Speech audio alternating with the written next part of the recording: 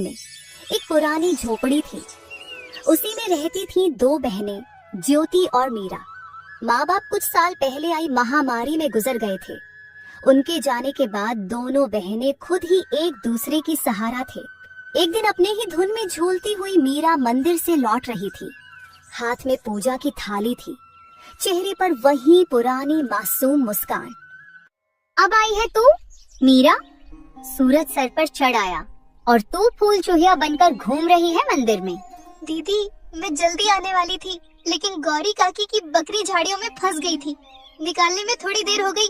तेरा क्या है, तू तो सबकी मदद करती घूमती रहे, चाहे घर में चूल्हा जले या ना जले। दीदी, आप गुस्सा क्यों करती हो? माँ कहती थी जो दूसरों के काम आए वही इंसान कहलाता है। माँ अब नहीं है मीरा, और उनके कहे बातों की अब इस दुनिया में कोई मूल्य नहीं रही। अब कोई किसी के लिए कुछ नहीं करता। मीरा चुप हो गई। उसके चेहरे पर हल्की उदासी थी। वो झोपड़ी के कोने में रखे उस लकड़ी के संदूक तक गई जिसमें माँ की यादें अब भी सांस लेती थीं। संदूक से निकाला हुआ एक साड़ी मीरा छू के अपनी दीदी से बोली, दीदी, जब ये साड़ी माँ पहनती थी ना, तब हमें देखकर मुस्कुराती थी, कहती थी तुम दोनों एक दूसरे का सहारा बनना। मीरा की बात सुनते ही ज्योति का चेहरा नम हो गया और उसकी आंखें पल भर को भीग गई। लेकिन ज्योति अपने भावनाओं को छुपाते हुए मीरा से बोली, मैं तुझसे सख्त हूँ मीरा, क्योंकि मैं डरती हूँ। अगर तुझे भी एक दिन कुछ हो गया तो मैं अकेले कैसे जीऊंगी? इस दुनिया ने मुझसे सब छीन लिया है। मैं नहीं चाहती तू भी मेरी तरह कमजोर पड़ जाए, इसलिए तुझे मजबूत बना रही हूँ। दीदी, आप कमजोर नहीं हो, आप ही तो मेरी ताकत हो। अगर आप मेरा हाथ थामे रखो तो दुनिया की आंधी भी मुझे हिला नहीं सकती। मीरा की बात सुन के ज्योति के चेहरे पर उसके माता पिता के जाने के बाद पहली बार हल्की सी मुस्कान आई। उसी समय गांव की पगडंडी पर 3 परछाइयां उनके झोपड़ी की तरफ बढ़ रही थीं। धर्मपाल, बिमला और उनका बेटा कमल। वह थे बहनों के सगा चाचा चाची। अरे ज्योति, कैसी है मेरी बच्ची? तू ठीक तो है ना? बहुत मुश्किल से जिंदगी बीता रहे होगे ना भैया भाभी के जाने के बाद। हम ठीक हैं चाचा जी, अब जो है उसी में खुश हैं। खुश? झोपड़ी में? तुम्हारे हिस्से की जमीन को हमारे नाम कर देती तो हम तुम दोनों को अपने यहाँ रहने देते। तुम दोनों बहुत खुश रहती हमारे साथ। हाँ माँ, तुम सही कह रही हो। इनका घर भी पुराना हो चुका है और अब ये जमीन भी यूं ही पड़ी है, बर्बाद हो रही है। ये सब सुन के ज्योति की आंखों में आग सी चमक उठी। हमें किसी की जरूरत नहीं। बाबूजी की जमीन हमारी माँ और बाबूजी की आखिरी निशानी है, उसे हम यूं ही नहीं छोड़ेंगे। अरे बेटी, तुम्हारी जो खेतों की जमीन है वो भी तो बंजर ही पड़ी हुई है ना। और वैसे भी दुनिया समझदारी से चलती है और औरतें खेत नहीं जोतती। देख लेना, एक दिन रोती हुई आओगी हमारे पास, तब समझ आएगा कि रिश्तेदारों से मुंह नहीं मोड़ा करते। ज्योति को ये सब सुनाकर तीनों वहाँ से निकल गए। लेकिन मीरा ये सब घर के अंदर से सुन रही थी। ये सुन के उसका चेहरा उतर गया। दीदी, क्या सच में हम अकेले पड़ जाएंगे? वो लोग हमारी जमीन लेना चाहते हैं ना? हाँ मीरा, पर जब तक मैं जिंदा हूँ कोई हमारी जमीन छू भी नहीं सकता। तुझे कुछ नहीं होने दूंगी। रात को चूल्हे के आगे बैठी हुई मीरा अपनी दीदी से बोली, दीदी, माँ की साड़ी मैंने संभाल के फिर से संदूक में रख दी है। और हाँ दीदी, कल भागवत कथा है गांव में, चलोगे ना? मन को थोड़ा शांति मिलेगा सुन के। लोग बातें बनाते हैं मीरा, ताने मारते हैं और सोचते ही कि हम प्रसाद के लालच में जाते हैं। पर हम तो अच्छे हैं ना, हमने कभी किसी की मदद नहीं लिया है। हमें डर कर नहीं, डट कर जीना चाहिए दीदी। नहीं, हम नहीं जाएंगे। भगवान सब में है। तुम यहीं से भगवान को पूजना और मंदिर भी जाना, लेकिन वहाँ जाने की जरूरत नहीं। यही सब बात करके दोनों बहनें जैसे तैसे रात का खाना खा के सोने जाते हैं।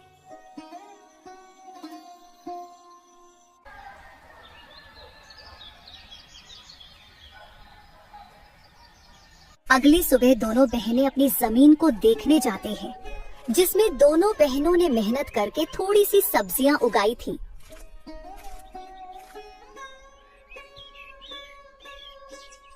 दीदी, अच्छा हुआ कि माँ बाबूजी के जाने के बाद हमने ये जमीन बेचा नहीं। अभी देखो हमने मेहनत करके कितनी सारी सब्जियाँ उगाई है। अब हम किसी व्यापारी को ये बेच के थोड़े पैसे कमा सकते हैं।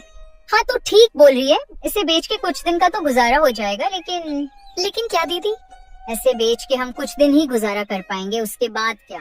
अरे आप मायूस मत हो दीदी, मुझे सिलाई बुनाई का काम आता है, मैं वो करके घर खर्चे निकालूंगी, आप बस घर संभालना। कोई जरूरत नहीं तुझे ये सब करने की। तू क्या मुझे बेकार समझती है? तू घर पर ही रहना, मैं लोगों के घर काम करने जाऊंगी और मुझे बांस की सीजे बनाना भी आती है जो बाबूजी ने सिखाया था।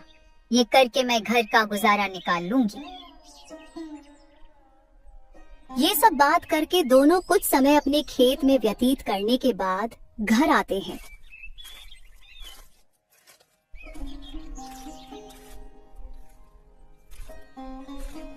और अपने अपने काम में लग जाते हैं। रात को जब दोनों सोने जाते हैं तब दोनों बहनें अपनी मुश्किल भरी जीवन के बारे में एक दूसरे से बात करने लगते हैं। दीदी, माँ बाबूजी के बिना ये रातें और भी डरावनी लगती हैं। सब कुछ खाली खाली लगता है ना दीदी? हाँ मीरा, पर अब हम माँ बाबूजी दोनों की जिम्मेदारी निभा रहे हैं। हमें हार नहीं माननी। ये जमीन, ये घर, सब कुछ उनका दिया हुआ है। हमें इसे बचाना है किसी भी कीमत पर। यही सब तो माँ बाबूजी की यादें हैं। ज्योति बहुत ही हिम्मती थी। वह तो किसी से मदद भी नहीं लेना चाहती, लेकिन उसे अपनी बहन को लेके बहुत चिंता होती थी। अगले दिन जब दोनों बहनें खेत पर पहुंची तो देखा कि जमीन के बीच एक खूंटी गड़ी हुई थी। दीदी, ये जमीन के बीचों बीच खूंटी कौन गाड़ गया? ये तो कल यहाँ नहीं थी और न ही हमने इसे गाड़ी है। जरूर इसे कोई यहाँ गाड़ गया है। ये जरूर हमारे चाचा चाची का काम होगा, लेकिन ये काम बिना किसी सरकारी आदमी के नहीं होता। इसका मतलब हमारे खेत को ये लोग बांटने की साजिश चला रहे हैं। उसी वक्त दूर से धर्मपाल आता दिखा और उसके साथ बिमला और उनका बेटा कमल भी था। तीनों के चेहरे पर अजीब सी मुस्कान थी। अरे बेटियों, घबरा क्यों रही हो? हम तो बस मदद करना चाहते हैं। तुम्हारे माँ बाप के जाने के बाद जमीन की देखभाल जरूरी है। तुमसे अकेले तो होगा नहीं। चाचा जी, आपकी मदद की जरूरत नहीं है हमें। ये जमीन हमारी माँ बाबूजी की निशानी है, इसे किसी के हवाले नहीं करेंगे। अरे बच्चियों, ऐसे कैसे नहीं दोगे? ये जमीन तो तुम्हारी और हमारी। कमल के दादाजी ने अपने दोनों बेटों को बराबर हिस्सा करके दिया था, लेकिन शायद तुम्हारे पिता अपने आखिरी दिनों में तुमसे ये बात बोलना भूल गए। इतने साल तो हम साथ ही खाए पिए हैं। हम तो तुम्हारे भलाई ही चाहते हैं। अब ये दुश्मनी क्यों? दुश्मनी तब शुरू हुई चाची, जब आपने हमें अकेले समझकर हमारी जमीन पर नजर डाली। और चाची, दुश्मनी तो आप लोग हम दोनों से निकाल रही हो। अरे मीरा, इतनी गरज क्यों रही हो? छोटी हो छोटी बनकर रहो, ऐसे बड़ों के बीच मत बोल, समझी? अरे जाओ, कैसे बड़े लोग जिनकी सोच छोटी होती है वे उम्र में बड़े होके भी सम्मान के हकदार नहीं होते। मीरा, तो कुछ मत बोल। और हाँ, अब अगर आप लोग हमारे खेत के पास भी आए तो अच्छा नहीं होगा। हम कमजोर दिखते हैं पर डरते नहीं। धर्मपाल ने सबको चुप कराकर कहा। ठीक है बेटियों, हम कुछ नहीं कहेंगे, लेकिन कानून अपना काम करेगा। जब जमीन के सरकारी कागजात आएंगे तो देख लेना। जब तुम्हारे नाम नहीं निकलेंगे तो खुद समझ जाओगी कि जमीन किसकी है। तीनों वहाँ से चले गए। ज्योति और मीरा कुछ देर तक खामोश खड़ी रहीं। दीदी, क्या वो सच में कागज बदलवा सकते हैं? कुछ भी कर सकते हैं मीरा। लालच में आदमी अंधा हो जाता है। हमें किसी पे भरोसे नहीं करना चाहिए। अब हमें बहुत संभाल के रहना पड़ेगा। उसी दोपहर दोनों बहनें सरपंच के पास पहुंची। चौपाल में गांव वाले बैठे थे और वहां पहले से ही धर्मपाल बैठा हुआ था।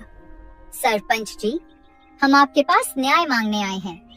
हमारे चाचा चाची जमीन हड़पना चाहते हैं और शायद पटवारी से मिलकर फर्जी कागज बनवा रहे हैं।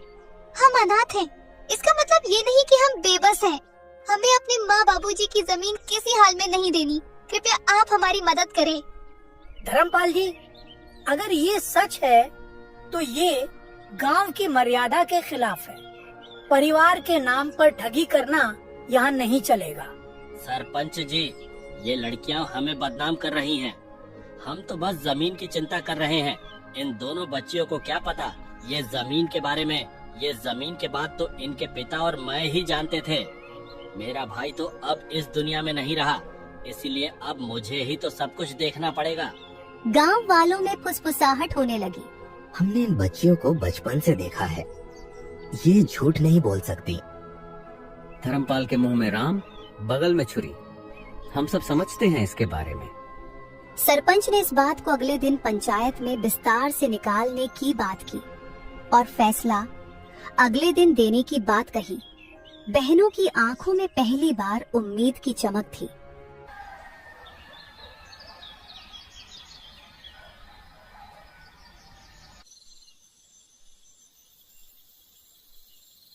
रात को झोपड़ी में दोनों बहनें आपस में बात करती हुई, दीदी क्या कल हमारा साथ देंगे गांव वाले? देखते हैं क्या होता है। मुझे किसी पर भी भरोसा नहीं रहा है। आखिर माँ बाबूजी के जाने के बाद मदद ही कहाँ की किसी ने हमारी। हमें बस भगवान पे भरोसा रखनी होगी। माँ बाबूजी तो नहीं है, पर उनका आशीर्वाद जरूर है हमारे साथ। आप देखना दीदी, हमारे साथ कुछ बुरा नहीं होगा। रात गहरी हो चली थी। दूर कहीं उल्लू की आवाज गूंजी और हवा में कुछ सिसकियां थीं और उन सिसकियों में मीरा की भी सिसकियां शामिल थीं। दोनों बहनों को चिंता की वजह से नींद भी नहीं आ रही थी। दीदी विश्वास ही नहीं होता है ना कि हम अब अकेले हैं। कभी कभी तो ऐसा लगता है कि बाबूजी अचानक आएंगे और मुझे गले लगा लेंगे। हाँ मीरा, मुझे भी उनकी कमी खटकती है, लेकिन तू चिंता मत कर, मैं हूँ ना। जब तक मैं जिंदा हूँ तुझे किसी चीज की कमी नहीं होने दूंगी। लेकिन दीदी जब माँ बाबूजी गए तब सबने कहा था हम हैं तुम्हारे साथ। फिर धीरे धीरे सब दूर होते गए। चाचा चाची तो जैसे बस हमारे हिस्से की जमीन के लिए ही हमारे करीब थे। ज्योति की आंखों में आंसू थे, लेकिन उसने उन्हें छुपाया। उसे अपनी बहन के सामने कमजोर नहीं पड़ना था। दुनिया बहुत चालाक है मीरा। रिश्ते अब खून से नहीं धन दौलत से बनते हैं, लेकिन हम भी अब चुप नहीं रहेंगे। अगर हमें अपने अधिकार के लिए लड़ना पड़े तो लड़ेंगे।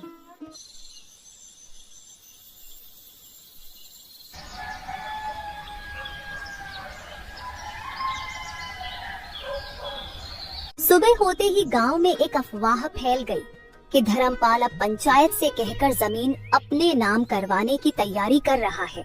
गांव की गलियों में लोग कानाफूसी करने लगे। अरे सुन सुग्गो, धर्मपाल ने तो कमाल कर दिया। अपने ही भाई की बेटियों को बेघर करना चाहता है। हाँ काकी, कैसा रिश्तेदार है, अपने ही भतीजों को बेघर करने में तुला हुआ है। इन बातों की भनक ज्योति को लगी तो वो मीरा को लेकर सीधा सरपंच के वहाँ पहुँची। सरपंच जी, हमें आपसे इंसाफ चाहिए था। मेरे माँ बाबूजी की जमीन पर मेरे चाचा जबरदस्ती का दावा कर रहे हैं और आप लोग उनका साथ दे रहे हैं। मुझे आपसे ये उम्मीद नहीं थी। हम कोई अबला नहीं है, हम ऐसे चुप नहीं रहेंगे सरपंच जी। ऐसे कैसे कोई भी आके हमारी जमीन हड़प लेगा। थोड़े समय बाद धर्मपाल, बिमला और कमल भी वहाँ पहुँच गए और वहाँ पर नाटक करने लगे। सरपंच जी, हम तो बस इनकी भलाई चाहते हैं। भाई की मौत के बाद हमने ही इन्हें पाला है, आप तो ये अच्छे से जानते हैं। और अब जब लड़कियां बड़ी हो गईं, तो हमें बदनाम कर रही हैं। जरा सोचिए, क्या यही इंसानियत है? ज्योति बेटी, तुम्हारे चाचा तो ठीक कह रहे हैं। तुम लोग तो एक ही परिवार के हो। परिवार के बीच ये झगड़ा क्यों? वैसे भी सरकारी कागजात के हिसाब से तुम्हारी जमीन में इनका भी हक है। ऐसे कैसे सरपंच जी, ये लोग हमारी मजबूरी को देखकर हमारा फायदा उठाने आए हैं। ये कोई परिवार नहीं है, ये बस जमीन के लालच में परिवार होने का दिखावा कर रहे हैं। ये सब बात चल ही रही थी कि तभी पटवारी भी वहाँ आ जाता है। हरीश चंद्र की जमीन कानूनी तौर पर सिर्फ उनकी नहीं है, इसमें उनका भाई धर्मपाल का भी हिस्सा है। ऐसे कैसे? तुम लोग तो बस कागजात के बारे में बोल रहे हो, लेकिन क्या सबूत है कि हमारी जमीन का चाचा जी भी हिस्सेदार है? हाँ ज्योति बेटिया, बात तो सही कह रही है। तुम लोग कुछ पुख्ता सबूत भी पेश करो, तब जाके मैं पंचायत बुलाकर सही फैसला ले पाऊंगा। सरपंच के मुंह से ये सुनने के बाद धर्मपाल, बिमला और कमल थोड़ा हताश जैसे नजर आए और वे लोग वहाँ से निकल गए। अरे पटवारी, तुम किसका इंतजार कर रहे हो? तुमको नहीं जाना उनके पीछे पीछे कितने पैसे खिलाए थे मेरे चाचा ने? ज्योति की ताना सुन के पटवारी शर्म से वहाँ से निकल जाता है। बिटिया, मुझे गलत मत समझना। मेरे आंखों के सामने जो आया मैंने उसे ही सच मान लिया। इस बार मैं अच्छे से जांच पड़ताल करके एक नतीजे में पहुंचूंगा। आगे से मैं धर्मपाल के बातों में नहीं आऊंगा। और वे लोग तुम दोनों की मजबूरी का फायदा उठाना चाहते हैं तो मैं तुम लोगों को न्याय और उन लोगों को कड़ी सजा दूंगा। सरपंच के मुंह से ये सुन के दोनों ने थोड़े राहत की सांस ली और थोड़ा शक, थोड़ी खुशी के साथ घर लौटे।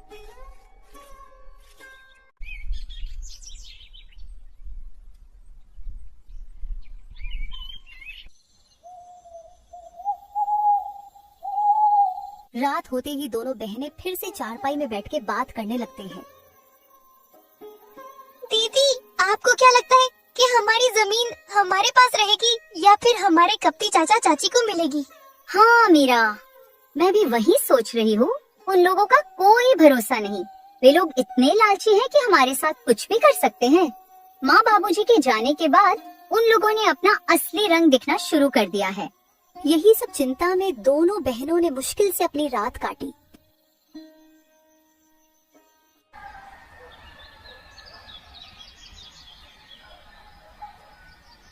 गांव की हवाओं में हल्की सरसराहट थी। आसमान में बादल थे पर बारिश का कोई नाम ओ निशान नहीं। लेकिन ज्योति और मीरा के मन में बहुत कुछ उमड़ रहा था, जैसे भीतर कोई तूफान उठ रहा हो। घर का आंगन सूना था और बहनों के चेहरों पर चिंता की लकीरें साफ झलक रही थीं। दीदी, आज खेत चले क्या? वो जो पिछली बार की सब्जियां बची थीं, कहीं किसी जानवर ने नुकसान तो नहीं कर दिया होगा? कभी कभी किसी की गाय बकरी आ जाती है और पूरा नुकसान कर देती है। हाँ मीरा, चलो, खेत को देखने से मन भी हल्का हो जाता है। और बाकी बची हुई सब्जियां बेचने के लायक हो गई कि नहीं, साथ में देख लेंगे। लेकिन मुझे एक बात को लेके चिंता है। गाय बकरी का तो पता नहीं, बस कोई इंसान हमारे खेत को नुकसान न पहुंचाए। वैसे भी हमारे अपने ही हमारे जमीन पे बुरी नजर डाले हुए हैं। दोनों बहनें खेत की ओर चल पड़ी। रास्ते में पेड़ों की छाव थी और चिड़िया की सहल पहल।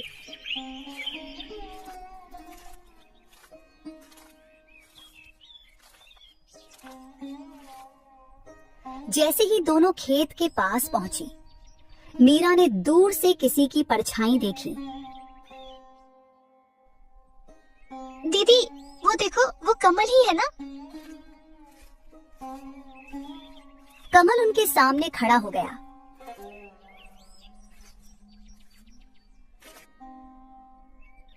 आंखों में गुस्सा, चेहरे पर घमंड। वो वहीं दोनों बहनों का रास्ता रोककर उनसे बात करने लगा। बहुत घमंड आ गया है तुम दोनों में। पहले जब हम साथ में रहते थे तब तुम दोनों बहुत मासूम बनने का नाटक कर रहे थे और तो और जुबान भी नहीं खोलते थे, लेकिन अब जैसे गांव की मालकिन बन गई हो तुम लोग। कमल भैया, हमने किसी से कुछ छीना नहीं है, बस जो हमारा हक था वही लिया है। हम आज भी किसी से बैर नहीं रखते और न ही पहले किसी से मेहरबानी लिए थे। तुम लोगों को लगता है कि इतनी आसानी से सब कुछ ले लोगी? ये सब मेरे बाबा की जमीन है। पहले तो प्यार से हमारे साथ रहने को बोल रहे थे तुम लोगों से, लेकिन अब देखना, एक एक चीज छीन लूंगा तुमसे।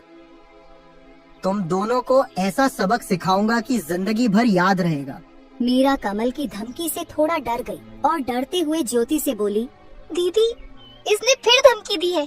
आप कुछ बोलो ना, ऐसे कैसे ये हमसे सब कुछ छीन लेगा? बहुत हो गया मीरा, कोई जरूरत नहीं इसके साथ झगड़ा करने की। मैं भी देखती हूँ कौन हमसे क्या छीन लेता है। और हाँ कमल, तुम यहाँ से चले जाओ, नहीं तो हम पंचायत में जाके बोल देंगे कि तुम हमें अकेले देख धमकी दे रहे हो।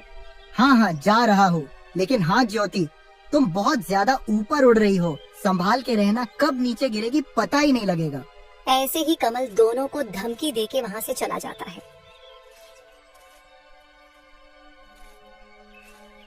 कमल की धमकी भरी बातें सुन के दोनों थोड़े मायूस हो जाती हैं। ज्योति जो अपने बहन के सामने हिम्मत से खड़ी हुई थी, उसके मन में भी डर था। वो मन ही मन कमल की बातों को लेकर बहुत चिंतित थी। कुछ समय के बाद दोनों बहनें घर लौटे।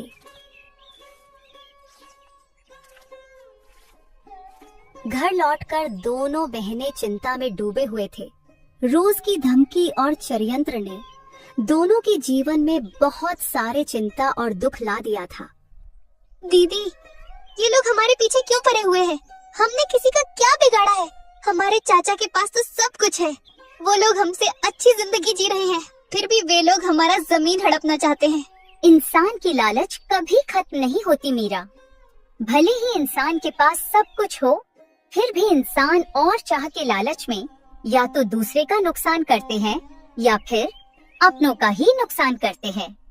हम तो इनके खिलाफ कोई बड़ी कदम भी नहीं रख सकते। उनके कर्मों का फल उन्हें भगवान जरूर देंगे। ऐसे ही कुछ दिन बीत जाते हैं। एक दिन अचानक धर्मपाल के चावल की मिल में किसी कारण आग लग जाती है। जब दोनों बाप बेटे को ये खबर मिली तो वे दौड़ते हुए वहां पहुंचे। मिल के बाहर लोगों की भीड़ जमी हुई थी, लेकिन गांव वालों ने पहले से ही आग बुझा दिया था। धर्मपाल और उसके बेटे को देख गांव वाले कानाफूसी करने लगे। अरे ये आग ऐसे ही नहीं लगी, ये तो धर्मपाल और उनके परिवार के किए गए बुरे कर्मों का नतीजा है। उन्होंने बिन माँ बाप के उन दोनों लड़कियों को बहुत परेशान किया था। अब देखो क्या हुआ इनके साथ। हाँ भाई, बिल्कुल सही कह रहे हो। मैं भी वही सोच रहा था। भगवान बुरे कर्मों का सजा इंसानों को जरूर देता है। भगवान के घर देर है लेकिन अंधेर नहीं। गांव वालों की बात सुन के दोनों बाप बेटे गंभीर चिंता में चले गए। ज्योति और मीरा के प्रति उनका जो व्यवहार था वो सोच के धर्मपाल को बुरा लगने लगा। तभी दूसरे गांव का एक जमींदार आया जिसके साथ धर्मपाल ये चावल के मिल का व्यापार करता था।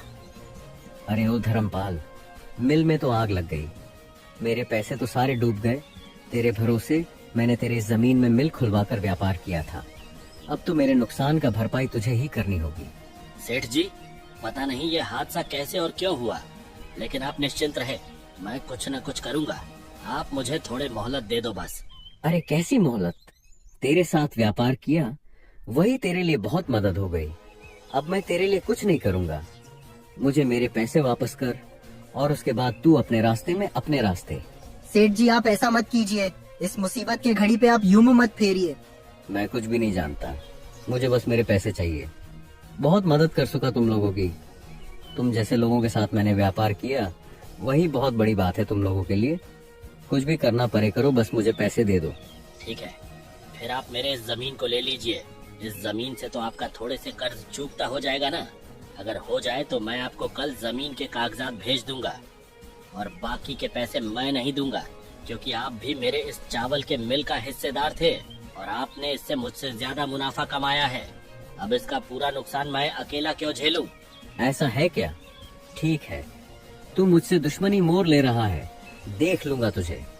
फिलहाल तू मुझे अपनी इस जमीन के कागजात भेज दे, बाकी के पैसे तो मैं तुझसे बाद में वसूलूंगा। जमींदार से ये सुनने के बाद दोनों बाप बेटे हताशा और गुस्से में वहां से घर निकल जाते हैं।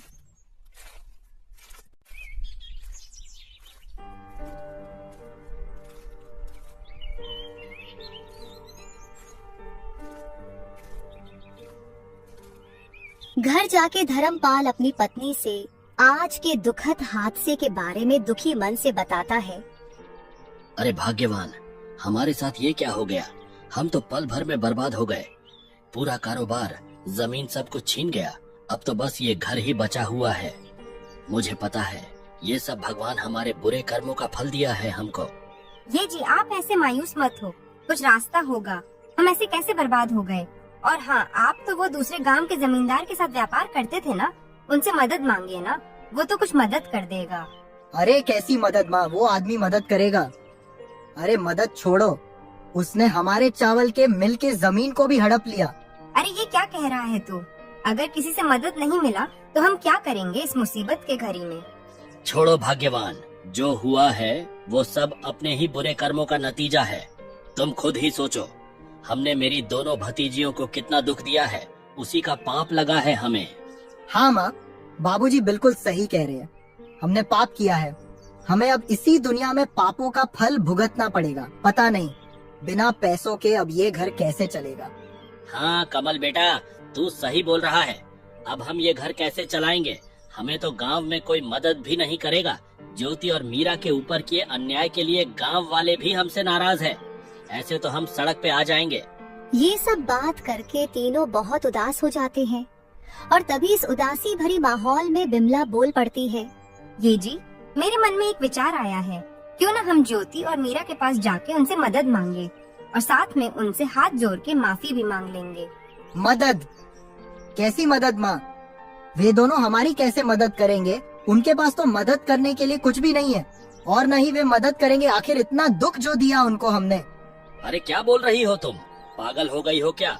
कितना परेशान किया है उनको। अब किस मुंह से जाऊंगा उनके पास मदद मांगने? और वे तो खुद ही कितनी मुश्किल से जी रहे हैं। हमारी क्या मदद करेंगे वे? अरे आप लोग थोड़े शांत हो जाइए। हम उनसे पहले दिल से हाथ जोड़कर माफी मांगेंगे और उसके बाद हम उनके जमीन पर खेती करने की इजाजत मांगेंगे और खेती का जो भी मुनाफा होगा उनको भी आधा देंगे और हमारा भी जैसे तैसे गुजारा हो जाएगा। और हाँ, मैं इस बार लालच में नहीं बोल रही हूँ, मैं बुरी परिस्थितियों के चलते बोल रही हूँ। तुम बात तो ठीक ही कर रही हो। हमें तो कोई मदद करेगा नहीं और हमें तो ज्यादा कुछ काम भी नहीं आता। बस थोड़ा खेती बाड़ी जानता हूँ मैं। और अगर वे लोग मदद के लिए मन जाए तो कमल भी मेरी खेती में मदद कर देगा। हाँ बाबूजी, मैं करूँगा मदद। चलिए बात करने जाते हैं उनसे, और अगर वे मदद नहीं भी करे तो कम से कम माफी की उम्मीद तो रख ही सकते हैं। ये बोल के तीनों ज्योति और मीरा के घर पहुँचे।